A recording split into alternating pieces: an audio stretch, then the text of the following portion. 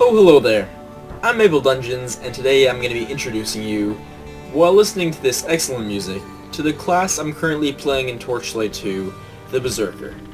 Now, I am currently towards the end of the I'm towards the beginning of the third act of the game, and I'm currently level 30. I have some two one-handed weapons here that I'm using. I'm dual wielding them, and as my offset, I have a couple guns that are really outdated and are still pretty low damage compared to my melee weapons. They are useful in some situations, though I definitely recommend, even if you go full out melee, to have a range set on your offhand just in case. In terms of skills that you have available to you, there are three trees. There's the hunter skills, the tundra skills, and the shadow skills. Currently I'm spec'd a little into Eviscerate in the Hunter tree and a little into these two skills in the Shadow tree. I haven't touched the Tundra tree yet, but it will come, I think, because I'm looking to just be an all-around character right now and not go too far into any one thing. I have a lot in Eviscerate right now. Eviscerate is just a basic attack that you can go and do. And then I have Shadow Burst, which is mainly what I use to move around, to just get a lot more mobility. And then I have Wolf Shade, which is a skill that will drain life from enemies, which is extremely useful, and is why I think I'm going to put a couple more points into it right now. Next, in terms of what passives I have currently, I'm using Frenzy Mastery, which will give me some extra frenzy whenever my bar charges up. I have just some extra damage skill here and some more stuff to go through the enemy's armor. I don't have many points in this, I just have 1 point in each of those. What I do have points in are these three skills. Blood Hunger will heal me whenever I crit. Executioner will allow me to hit more with both weapons at the same time. And Rampage is like a second bar here. It gives you a random chance to get into this mode where you have faster attack, faster cast speed, and faster movement speed. There's a lot of that in the Berserker. You can often go into that Berserk mode and just feel amazing as you stomp through people. The other options that the Berserker have range from this Howl to another enraged state. This is even a third enraged state, which is pretty crazy. There's a lot of these kind of things.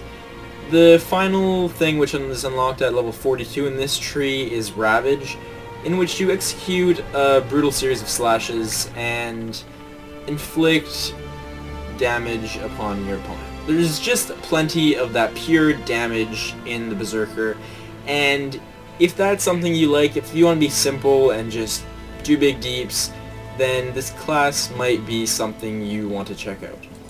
Tundra skills, we have more utility kind of thing. We have the Frost Breath, which will freeze our enemies. We have Stormclaw here, which seems to be an electrical attack. Here we have an Ice Shield. It'll call forth an Ice Shield which reflects projectiles shooting at you, so it's more defensive. Permafrost will do more freezing, and this skill seems to be something that will sunder the earth and do AoE damage as well as blind enemies. The passives here are not something I've gone into, but it is seemingly some damage here, some extra damage against frozen enemies, and then some damage protection. This is retaliation, which will, when you're attacked, it will shoot that damage back at your enemy. It won't reflect depending on their damage, it will reflect depending on your weapon's DPS. So I think if you're going to spec into this tree, you're going to want to go for the Frozen here and the Cold Steel Mastery for sure. If you're going to be freezing your enemies a lot, you'll definitely want to go for the Cold Steel Mastery and the Shatter Storm, which will do a lot more damage when your enemies are frozen. The Shadow skills, other than what I've already shown you, there's the Shadow Bind, which is some kind of CC, You have some kind of this is another rampage kind of thing. This is another thing where you lose control and just go crazy on your enemies. You have another snare here, you have a battle standard, and you can actually release 5 wolves. So if you're more into the pet kind of deal, then this tree is pretty nice. I've already gone through the passives of this tree, so I believe that is it in terms of skills that this class has.